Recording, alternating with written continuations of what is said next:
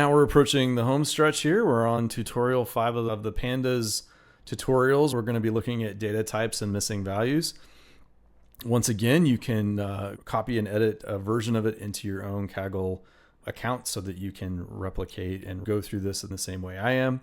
So the first thing we'll look at today in this lesson is dtypes, which is a property of a column in a data frame or a series. It indicates what is the data type that column has been set to.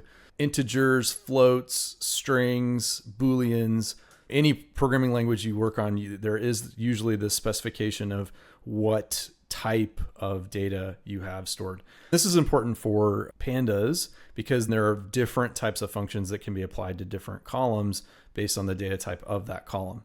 Let's get going. We're going to load the same data set of wine reviews.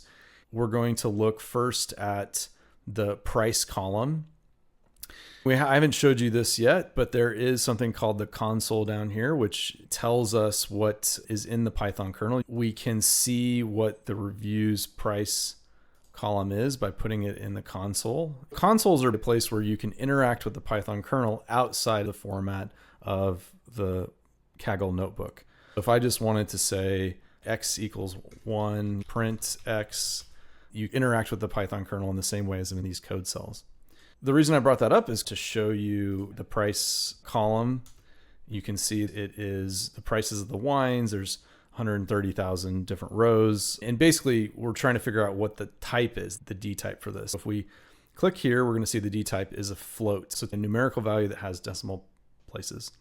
You can also see the data types of all the columns by using reviews.dtypes to see that it's showing you the first two and the last two columns are actually objects. A pandas column that's an object is generally non-numerical. There is no string D type, but there is an object D type. So you can generally assume that these are usually strings or entirely of strings. What if we have a function we want to apply to a pandas data frame column that requires float data type? Points, reviews points, if we go to console and look, it's actually an integer. The points are 87. They're whole numbers. They're not floats. But we want to convert that to float.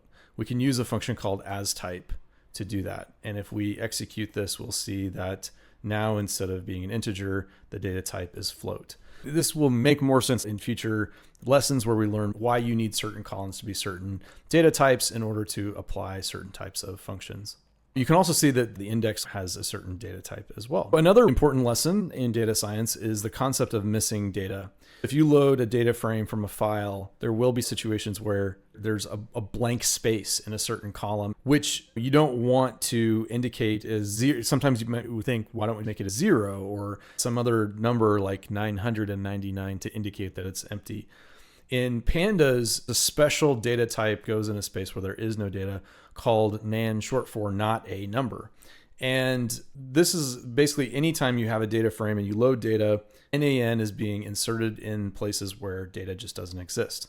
So here you can see in this line of code, there's a specific function called isNull, which is detecting whether there is nans in a certain field or in a certain column and row.